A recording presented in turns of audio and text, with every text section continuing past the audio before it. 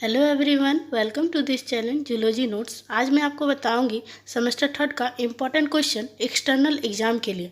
और सबसे पहले मैं आपको सिलेबस से बता देती हूँ कि कौन सा क्वेश्चन एग्जाम में शॉर्ट में पूछा जाएगा और कौन सा क्वेश्चन आपको लॉन्ग में पूछा जाएगा। ये क्वेश्चन आपके लिए तभी हेल्पफुल होगा जब आप मेरे पे भरोसा कीजिएगा और दूसरा आप खुद पे कॉन्फिडेंस रहेगा कि जो मैंने इंपॉर्टेंट क्वेश्चन बताया है या फिर जो मैंने क्वेश्चन में जो मैं पढ़ के जा रही हूँ एग्ज़ाम के लिए, एक्सटर्नल एग्जाम के लिए, वो एग्ज़ाम में आएगा। ये कीजिएगा तभी आपका इंपॉर्टेंट क्वेश्चन आपके लिए हेल्पफुल होगा। वरना अगर आप कन्फ्यूजन में रहिएगा कि जो मैंने क्वेश्चन किया है अगर वो नहीं आएगा तो मैं क्या लिखूं, ऐसा कभी मत सोचिएगा। जो आप पढ़ के जाइएगा बस खुद पे कॉन्फिडेंस रखिएगा कि यही क्वेश्चन आएगा। इसमें क्या होगा कि पूरे सिलेबस से जो होगा ग्रुप ए और ग्रुप बी में डिवाइड है। ये आप सिलेबस तो देखे होंगे। ग्रुप ए से कोई 4 क्वेश्चन लॉन्ग में पूछेगा और ग्रुप बी से कोई 4 क्वेश्चन आपका 4 टॉपिक आपका लॉन्ग में पूछेगा।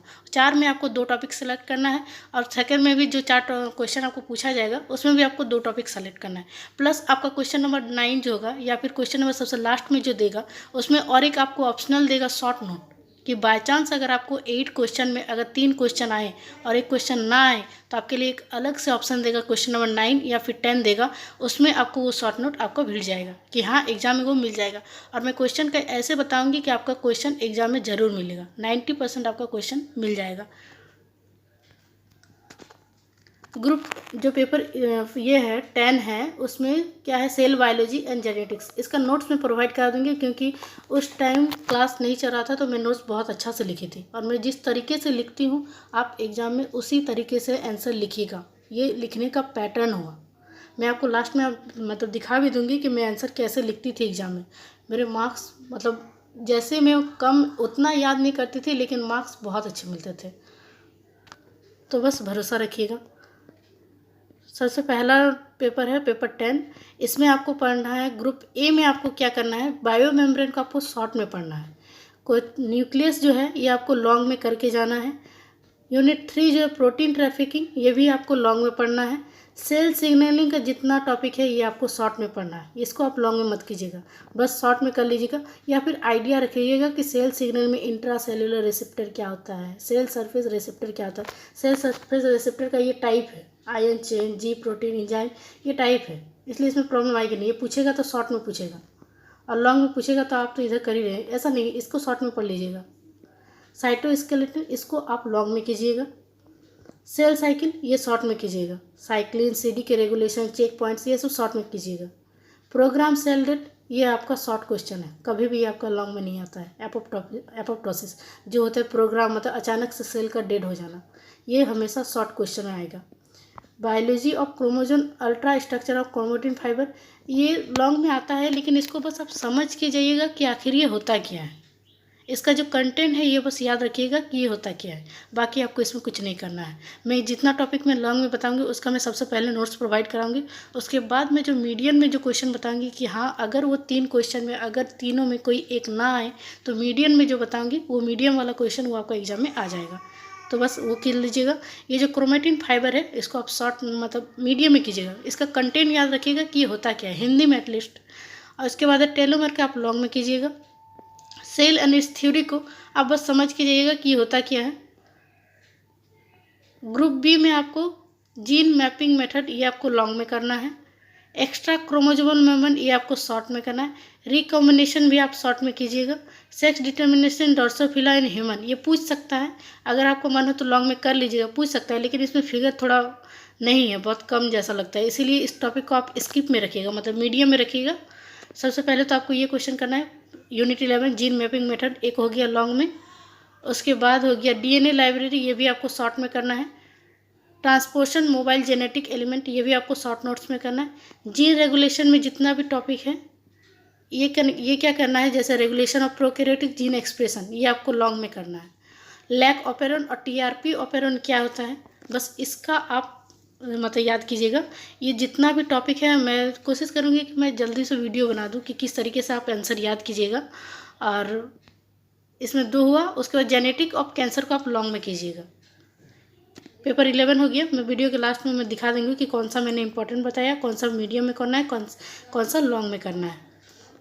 दूसरा पेपर 13 पेपर 11 जो है इन्वायरमेंटल बायोलॉजी एंड टॉक्सिकोलॉजी, इसका भी मैं नोट्स प्रोवाइड कर दूँगी, क्योंकि इसका बुक मैंने ख़रीद के रखा है। बहुत ही अच्छा टॉपिक, मतलब बहुत ही अच्छा से उसमें आंसर लिखा हुआ है, तो मैं वो लिख के अपलोड कर दूँगी। क्योंकि अगर मैं बुक से दूँगी तो बुक में क्या होता है कि हेडलाइन नहीं दिया रहता है कि आपको हेडलाइन किस तरीके से डालना है, इसलिए मुझे लिख के वीडियो में दे देती हूँ।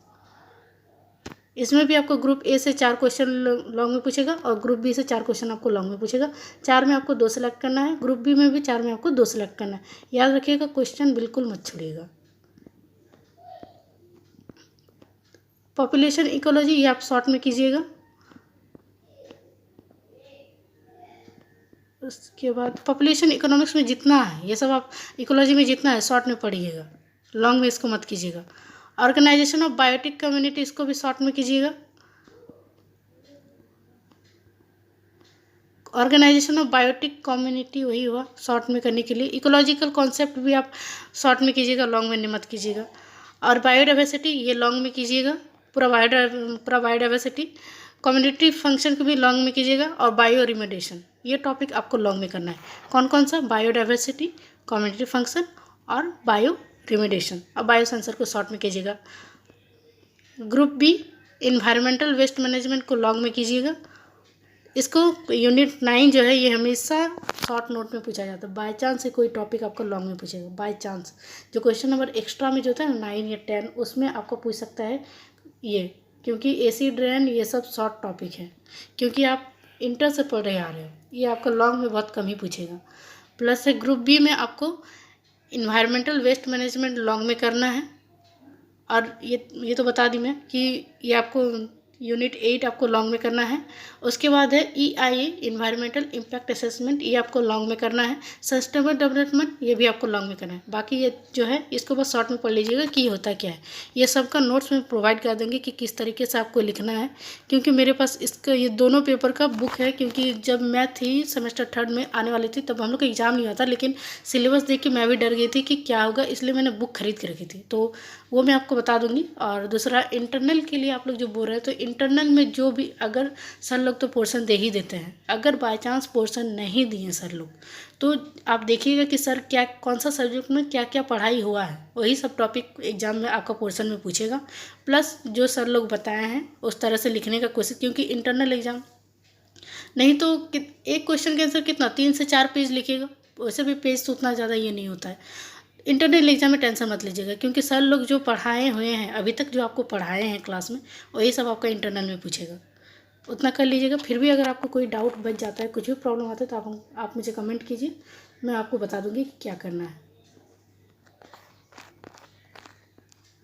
इंपॉर्टेंट क्वेश्चन इसका पेपर 10 में न्यूक्लियस करना है, प्रोटीन ट्रैफिकिंग करना है, साइटोस्केलेटन करना है। और ग्रुप बी में यूनिट 10 कीजिएगा, यूनिट 11 कीजिएगा और यूनिट 15 कीजिएगा। मीडियम का मतलब है कि अगर ये तीनों टॉपिक में कोई एक टॉपिक अगर नहीं आए, कोई एक टॉपिक अगर नहीं मिले, तो आपका मीडियम में मिल जाएगा। मीडियम टॉपिक को हमेशा आप किस तरह के कीजिएगा कि जिस तरीके आपको बस वो टॉपिक समझना है कि क्रोमैटिन फाइबर होता है क्या है, उसका स्ट्रक्चर, उसका फिगर कैसा होता है, बस इतना रखिएगा। लैक ऑपेरन और TRP ऑपेरन में कुछ भी पढ़ना वो मत देखिए, बस लैक ऑपेरन क्या होता है उसको ध्यान में रखिएगा। हिंदी कंटेंट हमेशा जितना टॉपिक है सबका कंटेंट याद रखिएगा, और लिखने का तरीका उसको ध्यान दीजिएगा। राइटिंग सुंदर होना चाहिए, प्लस फिगर आप कलर पेन से बनाइएगा, एक्सेप्ट रेड कलर को छोड़कर। पेपर 11 में इकोलॉजिकल नीच कॉन्सेप्ट करना है, बायोडाइवर्सिटी करना है, बायो रिमेडिएशन करना है। और ग्रुप बी में इन्वायरमेंटल इम्पैक्ट असेसमेंट करना है, सस्टेनेबल डेवलपमेंट करना है। और मीडियम में आपको कम्युनिटी फंक्शन और बायो सेंसर पढ़ लेना है। और ग्रुप बी में मीडियम में आपको यूनिट 9 करना है। मीडियम का मतलब है कि बाय चांस अगर जो मैं लॉन्ग क्वेश्चन करके जा रही हूँ, अगर उसमें से अगर कोई सब्जेक्ट नहीं आया, तो मीडियम में जो क्वेश्चन मैं करके जा रही हूँ वो एग्ज़ाम में ज़रूर आएगा। एग्ज़ाम में लिखने का तरीका आप हमेशा थोड़ा पेज ही हो गया। हमेशा आप क्वेश्चन जब भी एग्ज़ाम में आपको कॉपी मिले तो आप एक काम कीजिए, एक पेज आप छोड़ दीजिएगा, दूसरा पेज आप क्या कीजिएगा कि सबसे पहले आप लॉन्ग क्वेश्चन बनाने स्टार्ट कीजिएगा। कभी भी क्वेश्चन नंबर 1 को पहले टच मत कीजिएगा, क्योंकि आंसर आपको बहुत लंबा मतलब जूलॉजी में आंसर तो आपको पता ही है कितना लंबा लिखना पड़ता है, तो इसीलिए सबसे पहले आप लॉन्ग क्वेश्चन टच कीजिएगा। लॉन्ग क्वेश्चन में सबसे पहले ग्रुप लिखने की जरूरत नहीं है, क्वेश्चन नंबर बहुत अच्छा से लिखिएगा जिस तरह मैं लिखी हूँ। उसके बाद क्या करना है, क्वेश्चन, उसके बाद हेडलाइन आपको देना है कि आपको क्वेश्चन में अगर सपोज आपको पूछा कि डिस्क्राइब बायोडाइवर्सिटी इन इंडियन कुछ भी क्वेश्चन घुमा के पूछे, आपको बस मेन हेडलाइन आपको जानना है कि आपको कौन सा क्वेश्चन आपको पूछा जा रहा है।